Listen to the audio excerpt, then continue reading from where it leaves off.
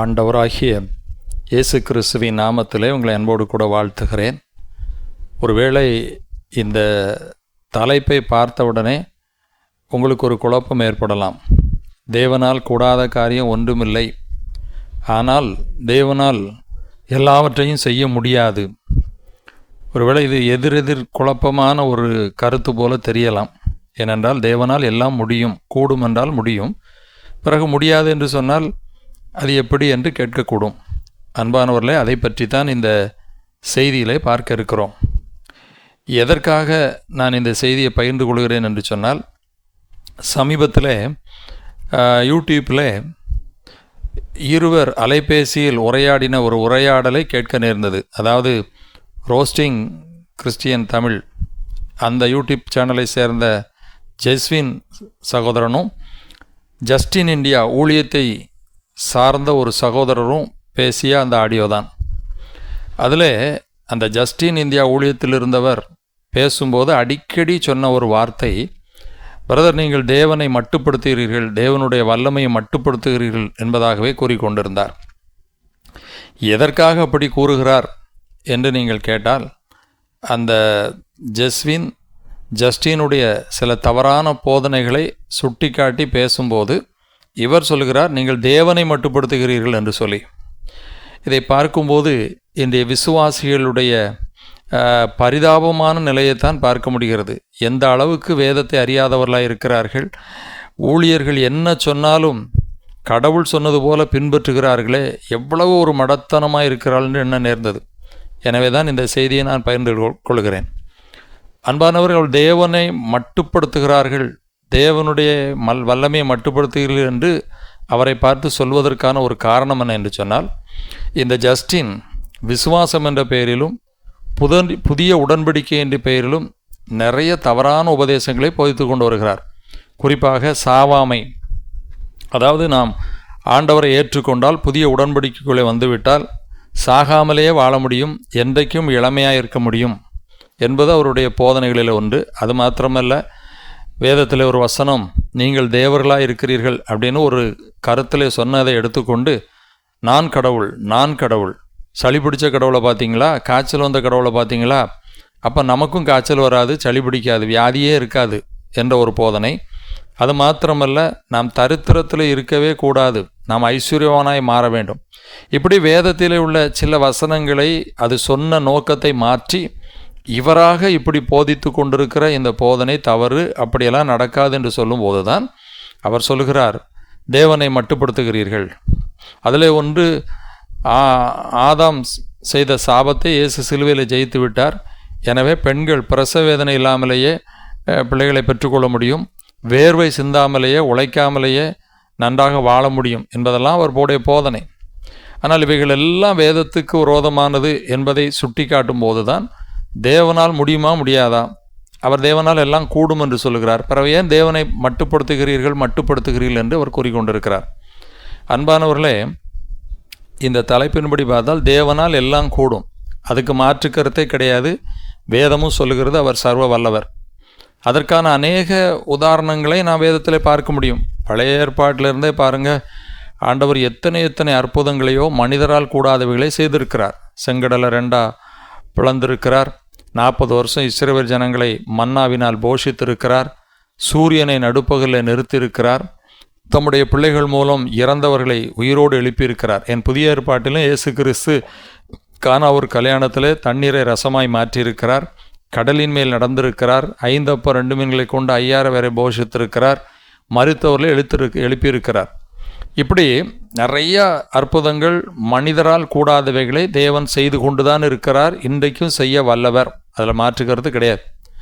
ஆனால் அதே நேரம் தேவன் செய்யாமல் இருந்த காரியங்களும் வேதத்தில் இருக்கிறது. இப்போ பழைய ஏற்பாட்டை எடுத்துக்கிட்டிங்கன்னா, காயினுடைய காணிக்கை தேவன் அங்கீகரிக்கவில்லை, அதாவது காயினை அங்கீகரிக்கவில்லை, ஆபேலையும் உன்னுடைய காணிக்கையை அங்கீகரித்தார். அப்போ தேவனால் அங்கீகரிக்கப்படாத ஒருவன் தேவனால் அங்கீகரிக்கப்பட்ட ஒருவனை கொலை செய்ய வரும்போது தேவனால் தடுக்க முடியுமா முடியாதா? முடியும், ஆனால் அவர் தடுக்கவில்லை.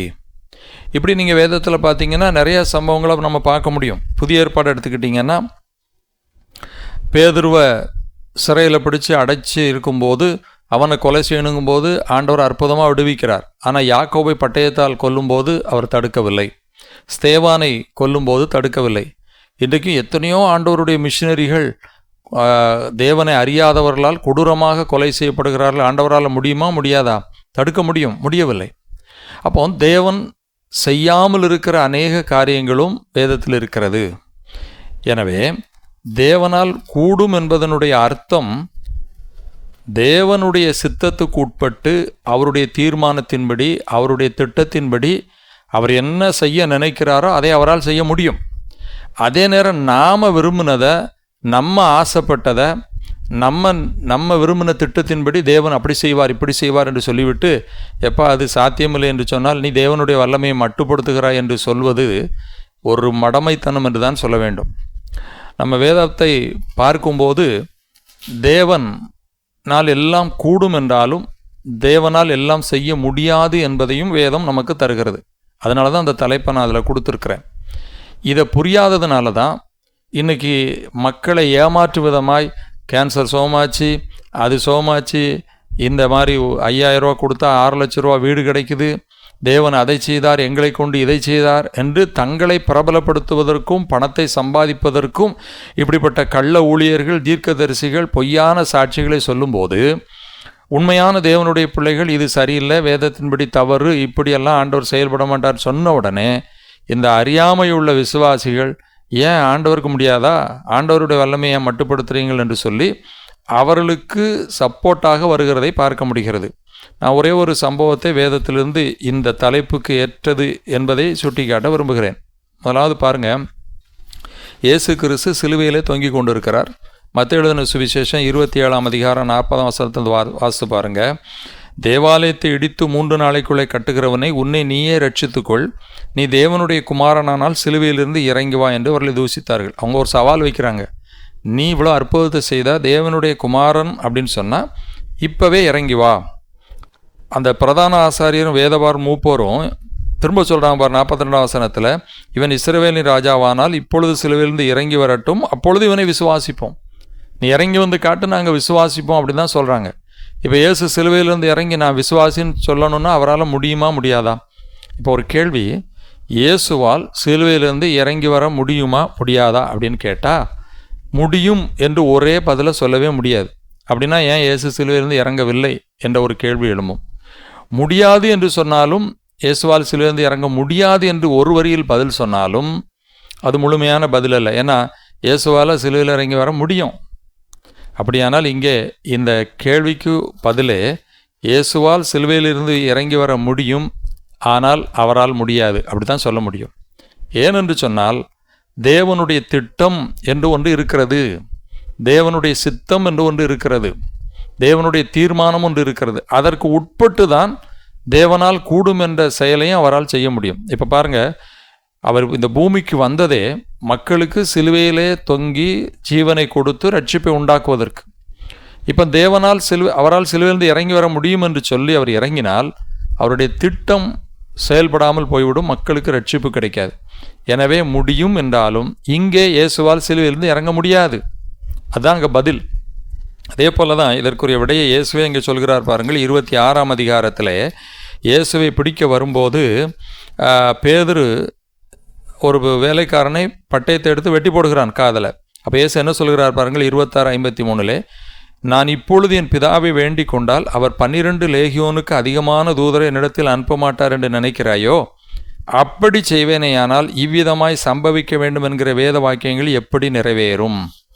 அப்போ தேவனுடைய திட்டத்துக்கு அப்பாற்பட்டு தேவனால் சர்வ வல்லமையுள்ள காரியத்தை செய்ய முடியும் என்றாலும் அவரால் செய்ய முடியாது. அங்கே அதுதான் சொல்கிறார், இப்போ எனக்கு நினச்சா முடியும்ப்பா, ஆனால் தேவனுடைய திட்டம் எப்படி நிறைவேறும்? அந்த அடிப்படையிலே தான் தேவனால் கூடும் என்ற வார்த்தையை நாம் வேதத்திலே பார்க்க வேண்டும். இன்றைக்கி இவங்க இப்போ அந்த வசனத்தை சொன்னது யாருக்கு? மரியாளுக்கு. மரியாள்கிட்ட எப்போ சொன்னார், எதற்காக சொன்னாருன்னு நம்ம பார்க்கணும். தேவனால் கூடாத காரியம் ஒன்றுமில்லை, லூக்கா 1:37 வாசிக்கிறோம்.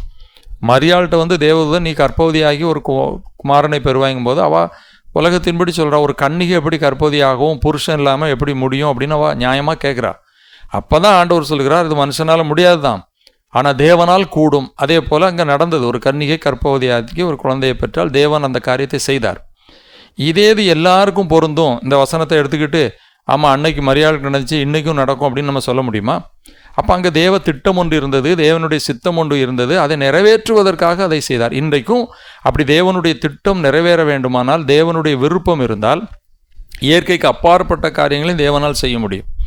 ஆனால் இவங்க தங்களுடைய சுயநலத்துக்காக, தங்களை விளம்பரப்படுத்துவதற்காக, தாங்கள் தேவனிடத்தில் இருக்கிறோம் என்பதை மக்கள் மத்தியிலே வெளிப்படுத்தி பணத்தை சம்பாதிப்பதற்காக இப்படி இல்லாது பொல்லாதெல்லாம் சொல்லும்போது, எப்பா இது தப்பு, இப்படி செய்ய முடியாது, ஆண்டவர் செய்ய மாட்டார்னு சொன்னால் தேவனை மட்டுப்படுத்துகிறீர்கள், தேவனுடைய வல்லமையை மட்டுப்படுத்துகிறீர்கள் என்று சொல்வது, ஒன்று இவர்கள் வேதத்தை அறியாத விசுவாசியாக இருக்கணும், அல்லது இவர்களும் தங்கள் வயிற்றை வளர்ப்பதற்கு பொய் சொல்ல வேண்டும். இந்த ரெண்டு தான்.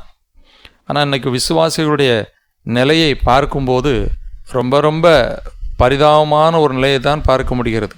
அதனால தான் இப்படிப்பட்ட ஊழியர்கள் பெருகி கொண்டே போகிறார்கள்.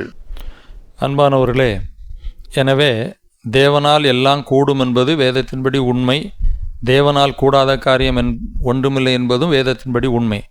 அதே நேரத்தில் நாம் விரும்பியபடி, நாம் எதிர்பார்த்தபடி, நம்ம விருப்பத்தெல்லாம் தேவன் செய்வார் என்பதற்காக எதை வேண்டுமானால் தேவர் செய்வார். நாளைக்கே உன்னை பெரிய பணக்காரனாக மாற்றிடுவார். தேவனால் முடியுமா முடியாதா அப்படின்னு கேட்டால் முடியாது தான். ஏன்னா தேவன் தன்னுடைய சித்தத்துக்கு உட்பட்டு தான் செய்வார். உடனே நீ தேவனுடைய வல்லமையை மட்டுப்படுத்துகிறான்னு சொல்ல முடியுமா? ஏன்னா அவர் ஒரு இடத்துல சொல்கிறார், தலையில் முடியில்லாதவனுக்கு முடி வளர வைக்க முடியுமா? ஏன் தேவனால் கூடாதோ? கூடும். இப்படியெல்லாம் இன்றைக்கு தேவனுடைய வார்த்தையை அவமதிக்கிற நிலையை பார்க்கிறோம். இந்த உலகத்தில் தேவன் என்னெல்லாம் நமக்கு பாடு உண்டு, சில பாடுகளை அனுபவிக்கணும், சில காரியங்களை கடந்து போக வேண்டும், மூப்பு என்பது எல்லாருக்கும் உண்டு, இறப்பு என்பது எல்லாருக்கும் உண்டு, வியாதி என்பது உண்டு, இப்படிலாம் வச்சிருக்கிறார். இதை சிலருக்கு சுகமாக்குகிறார், சிலருக்கு சுகமாக்காமல் இருக்கலாம். இப்போ பவுல் எடுத்துக்கிட்டால் எனக்கு கொடுக்கப்பட்ட முள் நீங்கணும்னு 3 மிசை வேண்டிக் கொண்டார். ஆனால் ஆண்டவர் அங்கே கொடுக்கல. அதுவும் வேதத்தில் இருக்கிறது.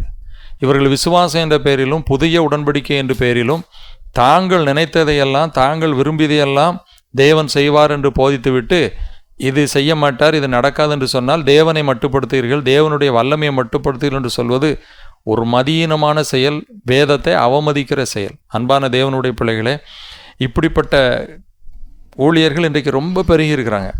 அதே நேரத்தில் இப்படி பரிதாபமான விசுவாசிகளுடைய கூட்டமும் பெருகி இருக்கிறது. எனவே தேவனால் எல்லாம் கூடும் என்ற வார்த்தை என்னுடைய பொருள் என்ன, தேவன் எப்போது எதையெல்லாம் செய்வார் என்பதை நிதானித்து அறிந்து இப்படிப்பட்ட மக்களை கவருகிற, வஞ்சிக்கிற, ஏமாற்றுகிற, நயங்காட்டுகிற ஊழியர்கள் பின்னால் செல்லாமல் வேதத்தை அறிந்து அப்படிப்பட்டவர்களை கேள்வி கேட்டு முதல்ல அவர்களுடைய வாழ்க்கையில், இவர்கள் சொல்லுகிறவருடைய வாழ்க்கையில் இது நடந்திருக்கிறதா அப்படின்னு நம்ம பார்க்கணும். முடி வளருதுன்னா உன் தலையில் வளர்ந்துருக்குதா? நீ இளமையாக இருப்பேன் சாக மாட்டான்னா நீ சாகாமல் இருக்கிறாயா? உன் வியாதி சோகமாகுது, கேன்சரை சோகமாக்குதாருன்னா நீ மருத்துவமனைக்கு போகாமல் இருக்கிறாயா? உன் குடும்பத்தில் அப்படி இருக்கிறதா? ஏன்னா இதுக்கு முந்தி கூட இதே சர்ச்சை தான் எழும்புச்சு. சகோதர் மோகன்லாசரஸ் நிறைய அற்புதங்கள் நடக்குது இப்படின்னு சொல்லும்போது, அவருடைய மனைவி சுகவீனமாகும் போது அப்போலோவை கொண்டு போகும்போது இதே கேள்வியை தான் விசுவாசிகள் கேட்டாங்க. எனவே நியாயமான கேள்விகளுக்கு நம்ம நியாயமாக பதில் சொல்லி தான் ஆகணும். இவர்களெல்லாம் தங்களை மிகைப்படுத்துவதற்காக இப்படி சொல்கிறார்களே ஒழிய வேதத்துக்காக, வேதம் சார்ந்தோ இல்லை. எனவே இப்படிப்பட்ட கள்ள உபதேசங்களுக்கு எச்சரிக்கையாய் வேதத்தை கவனமாய் ஆராய்ந்து இப்படிப்பட்டவர்களோடு ஒன்றித்து போகாமல் தேவன் பக்கம் நிற்கும்படி அன்போடு கேட்டுக்கொள்கிறேன்.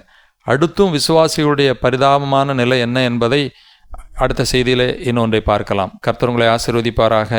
ஆமேன்.